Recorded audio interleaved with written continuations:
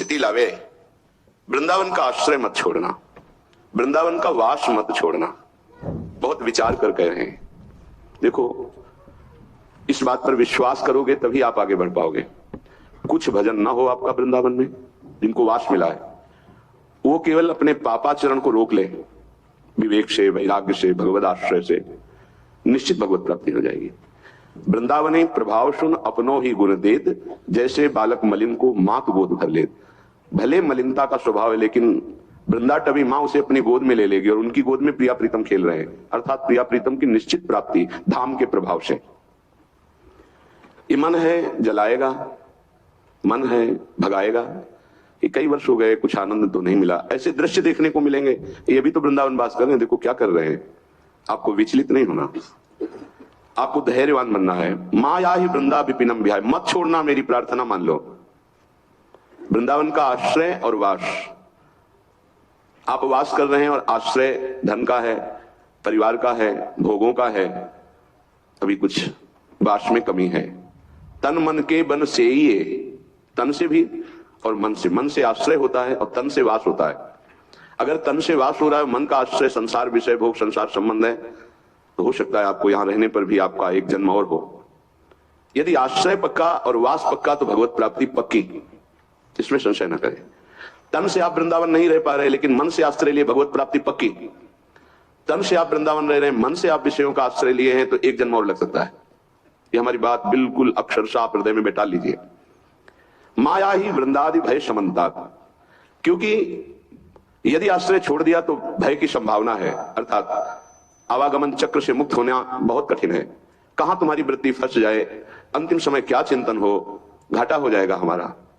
हम अगर वृंदावन के आश्रित हैं तो इसका एक चमत्कार है। आप बाहर कहीं भी रहते हो, जब शरीर छूटने का समय आएगा तो वृंदावन अपना प्रभाव दिखा देगा।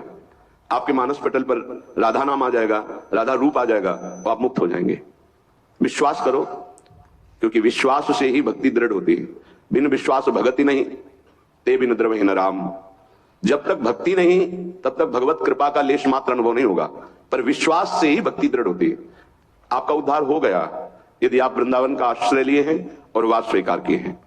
अब आगे कह रहे हैं कि आपको वृंदादि भय समन्ता, विषयी पुरुषों के समूह से भयभीत रहना चाहिए, क्योंकि इनके संग से वृंदावन का रंग छूट सकता है। जब तक पूरा नहीं रंगा है हृदय में, तब तक ये फिसला सकते हैं हमको, हमारा आश्रय छुटा सकते हैं, ये धाम छोड़वा सकते। क्या है वृंदावन? ऐसे उपदेश देने वाले मिलते हैं ना, सर्वत्र वृंदावन है। स्थिति वासनाओं में है, भोगों में है, और उपदेश शुरू हो जाता है सर्वत्र वृंदावन है। भाई, वृंदावन की समानता तो त्रिभुवन में कोई नहीं कर सकता, बैकुंठ भी नहीं कर सकता। सर्वत्र वृंदावन का अनुभव, सर्वत्र हमारे वृंदावन रम गया है। मन में, बुद्धि में, चित्त में, अहंकार में, इंद्रियों में, अहम में स्थिति है नहीं। वृंदावन के समान सिर्फ वृंदावन है। आप दिल्ली की रज को पूरे शरीर में लगाएंगे, बंगाल, कलकत्ता, देश विदेश, इस रज को शिव शनकादिक वंदना करते हैं। विचार करके इसकी समानता हो सकती है क्या?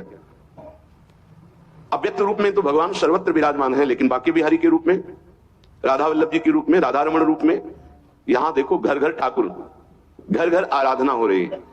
एक महाभागवत होता है तो योजनों भूमि को पावन माना जाता है। यहां तो गली गली में एक से एक भगवत प्रेमी महात्मा है। क्या जानते हो प्रेमी महात्मा? कोई मुकुट लगा के घूमते हैं क्या, कि आपको दूर से नजर आएगा ये देखो मुकुट लगाया तो प्रेमी हो गया? जब तक खुद प्रेमी नहीं होगा तो प्रेमियों की पहचान थोड़ी हो सकती है। श्रीपाद कह रहे हैं वृंदादि भय समन्ता, भयभीत रहो इस बात से कि कहीं विषयी पुरुषों का संग ना हो जाए। बहुत अंतराय पड़ जाता है साधना में, बहुत अंतराय, लक्ष्य में अंतराय पड़ जाता है विषयी पुरुषों के संग से। आप लोगों को शायद अनुभव नहीं है, विचरण करने वाले महात्माओं को ऐसे अनुभव होते रहते हैं, ऐसे दृश्य मिलते रहते हैं, ऐसे संग मिलते रहते हैं, जिससे पता चलता है यदि विषयी पुरुषों का संग करोगे तो भय है कि आपका परमार्थ लुट जाएगा, नष्ट हो जाएगा। शाराधिका ताम नवकुंजवाटीम शाराधिकाम पूर्ण रसोत्सवेन। ये वृंदावन श्री जी का महल है, यहां हमारी श्री जी विराजमान है। कभी अंतर्ध्यान नहीं होती, ध्यान रखना, यहां विराजमान है। यहां ठाकुर जी भी नवनिवृत्त निकुंज में अंतर्ध्यान नहीं हो सकते। ब्रजलीला में तो रास में अंतर्ध्यान हुए, लेकिन यहां नवनिवृत्त निकुंज में कभी ऐसा नहीं। यहां माधुर्य का राज है, ऐश्वर्य का प्रवेश नहीं है।